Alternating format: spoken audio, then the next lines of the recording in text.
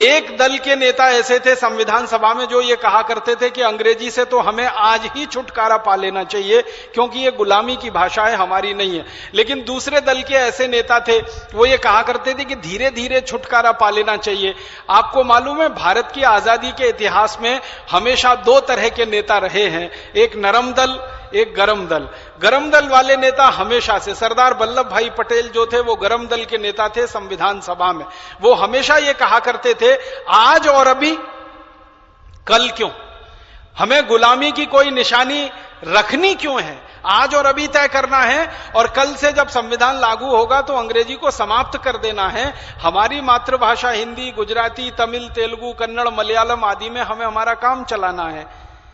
लेकिन दूसरे नरम दल के नेता थे वो कहा करते थे नहीं नहीं, इतनी जल्दी मत करो, हमें इसमें जल्दबाजी करने की कोई जरूरत नहीं है, धीरे धीरे करके अंग्रेजी हट जाएगी। दुर्भाग्य से उस समय क्या हुआ, संविधान सभा में भी नरम दल वाले नेताओं की थोड़ा बहुमत हो गया, गरम दल वाले नेताओं का अल्पमत रह गया, तो बीच का रास्ता निकाला गया। गरम दल वाले कहते थे तुरंत अंग्रेजी हटाओ, नरम दल वाले कहते थे धीरे धीरे हटाओ। तो बीच का रास्ता निकाला गया कि चलो ठीक है, 15 साल एक समय तय कर लेते हैं, 15 साल में हम अंग्रेजी को पूरी तरह से विदा कर देंगे। ये तय हो गया, लिख गया।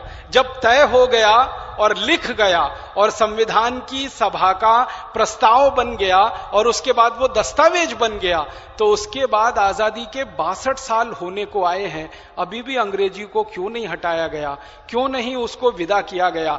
जिस तरह से हमने अंग्रेजों को भगाया था, अंग्रेजी को ऐसे ही भगाया जाना चाहिए था, लेकिन वो नहीं हो पाया। ये बहुत शर्म की बात है, बहुत अफसोस की बात है। और जिन लोगों ने अंग्रेजी को हटने नहीं दिया इस देश में से, उन लोगों के तर्क क्या हैं, कुतर्क क्या है, वो हमें जानना चाहिए।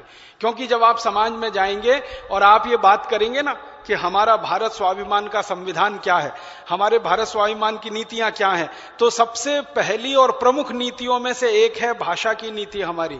हम ये चाहते हैं कि भारत के सारे विद्यार्थियों को सभी तरह की उच्च शिक्षा मातृभाषा में ही उपलब्ध होनी चाहिए। हमारे भारत के सभी न्यायालयों में, उच्चतम न्यायालय में, उच्च न्यायालय में, जिला न्यायालय में, तहसील न्यायालय में, हर व्यक्ति को न्याय की उम्मीद उसकी मातृभाषा में ही होनी चाहिए और न्याय का निष्पादन भी उसकी मातृभाषा में होना चाहिए। न्याय हिंदी में मिले, तमिल में मिले, तेलुगु में मिले, मलयालम में मिले, और न्याय करने वाले तमिल, तेलुगु, मलयालम, हिंदी आदि का उपयोग करें, न्याय करवाने वाले इनका उपयोग करें। यह हमारे भारत स्वाभिमान की बहुत स्पष्ट नीति है। जब आप इस नीति को लेकर लोगों के बीच में जाएंगे तो ये बातें आपको ध्यान रखनी है। लोग आपसे कुतर्क करेंगे और वो कुतर्क हैं उन लोगों के जिन्होंने अंग्रेजी को हटने नहीं दिया इस देश में से। संविधान सभा में अंग्रेजी का सबसे ज्यादा समर्थन अगर किसी ने किया तो भारत के प्रथम प्रधानमंत्री पंडित जवाहरलाल नेहरू ने किया।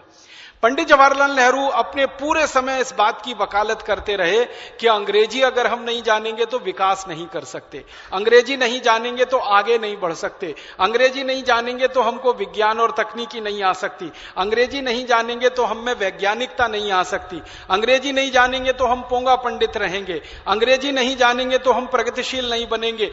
20 तरह के कुतर्क वो दिया करते थे। सबसे बड़ा उनका कुतर्क था कि अंग्रेजी विश्व भाषा है। मैं आपको जानकारी के लिए कहना चाहता हूं, आप खुद इस बात को कोशिश करिए वेरीफाई करने की, प्रमाणित करने की।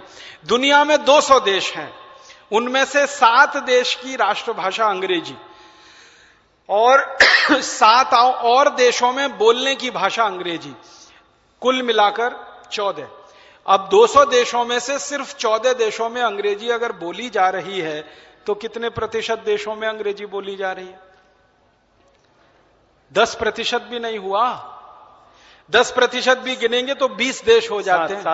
7%।